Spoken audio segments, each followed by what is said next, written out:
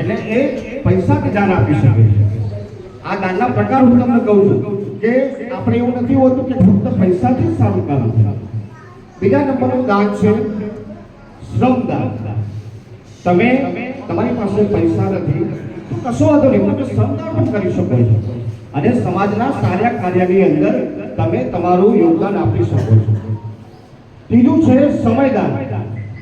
અત્યારે હાલ ઘણી વખત સમાજની મીટિંગ થાય, જીગરભાઈને બધાને ખબર છે, એટલે ભાવેશભાઈ ફોન કરે, ભાવેશભાઈ એક જ વાત કહે, ટાઈમ નહીં, પણ 24 કલાકનો ટાઈમ તો દુનિયાના દરેક વ્યક્તિ પાસે છે અને એમાંથી આપણે આપણા સમાજ માટે કેટલો ટાઈમ કાઢીએ છીએ।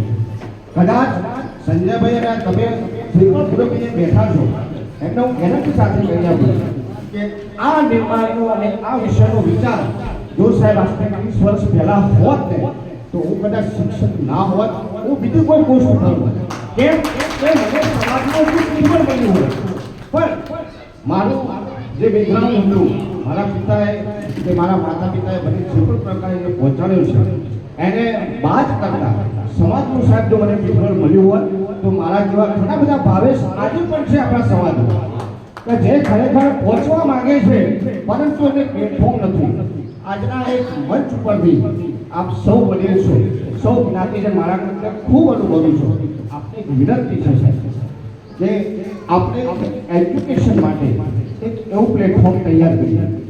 વચ્ચે એક વાત કરું, વાંધો નહીં હું બોલું તો કઈ, આપણું જ્યારે સાહેબ ફંક્શન પૂરું થયું ને એટલે મને સમાજ ત્યાંમાં બહુ ઇન્ટરેસ્ટ છે। હું લગભગ 7 થી 8 સમાચાર જોતો તો પાટીદાર સમાજની સૌથી પ્રતિષ્ઠિત સંસ્થા ગુજરાતની વિશ્વ ઉમિયા ફાઉન્ડેશનના ચેરમેન સાહેબનું હું ઇન્ટરવ્યુ સાંભળતો હતો અને એમાં આપણો આ સામાન્ય નાનો વિચાર એમને એટલો બધો પસંદ આવ્યો છે સાહેબ કે ખરેખર એમને ખૂબ સરાહના કરી કે પંચાલ સમાજ દ્વારા આ એક નાનો વિચાર ફક્ત સંતાન ઉત્પત્તિ કરવી એ વસ્તી વધારો નથી। આજે આપણે એવી વ્યાખ્યા લઈએ છીએ કે અમે બે અને અમારું એક, મારે એક બાબુ હોય તો શું એ ભવિષ્યની અંદર કાકાની વ્યાખ્યા સમજી શકવાનો છે? નહીં સમજી શકે। શું એ મોટા પપ્પાની વ્યાખ્યા સમજી શકશે? નહીં સમજી શકે। એને બેન નથી સાહેબ તો શું એ પોતાની બેન નથી તો એ બીજી બેન દીકરીનું સન્માન કરી શકવાનો છે? નહીં કરી શકે સાહેબ। ફક્ત સંતાન ઉત્પત્તિનો જે વિચાર છે એ વસ્તી વધારવા માટે નહીં પણ આ સામાજિક ઉત્થાનને, આ સામાજિક આપણું જે જોડાણ છે સાહેબ એ જોડાણ તૂટી ના જાય। આજે હું અમે બે ભાઈઓ છીએ તો હું મારા છોકરાને સમજાવી શકું છું કે આ મારા તારા મોટા પપ્પા થાય, આ તારી ફઈ થાય, આ તારી માસી થાય, સાહેબ એક જ સંતાન હશે તો એ તમે સામાજિક સંબંધ કેવી રીતે સમજાવી શકશો? એટલે ખરેખર એક નાનકડો વિચાર જ્યારે વિશ્વ ફલક ઉપર મૂકવામાં આવે તો ત્યારે આપણા આ ફાઉન્ડેશનની ખૂબ ચર્ચા થઈ હતી અને તમામ સમાજે આ વિચારને સ્વીકાર્યો હતો અને એને અનુમોદન પણ આપ્યું હતું। ફરીથી આ વિચાર માટે હું તમામ સંસ્થાના તમામ હોદ્દેદારો ફરીથી આભાર માનું છું।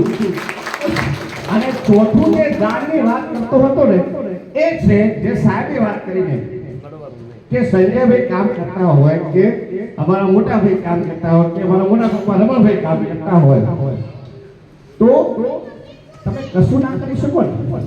આપણા હવનની અંદર પતિ પત્ની સાહેબ આપણે જ્યારે હવનમાં બેઠા હોઈએ તો પત્ની આપણને હાથ ગાલે છે, તાળે ગીધી ગાલતી હોય ત્યારે બસ એવી રીતે આ જે સમાજના આગેવાનો બેઠા છે સાહેબ એમને તમે ફક્ત સહયોગ કરશો ને તો આજે આ પંચાલ સમાજ નાનો સમાજ ક્યાંથી છે સાહેબ? નાનો સમાજ છે જ નહીં। આપણા સમાજના ઘણા બધા વ્યક્તિઓ સારા હોદ્દા પર બેઠા છે પરંતુ તકલીફ ક્યાં છે? એમના અને આપણા વચ્ચેની કોમ્યુનિકેશન એરર છે સાહેબ।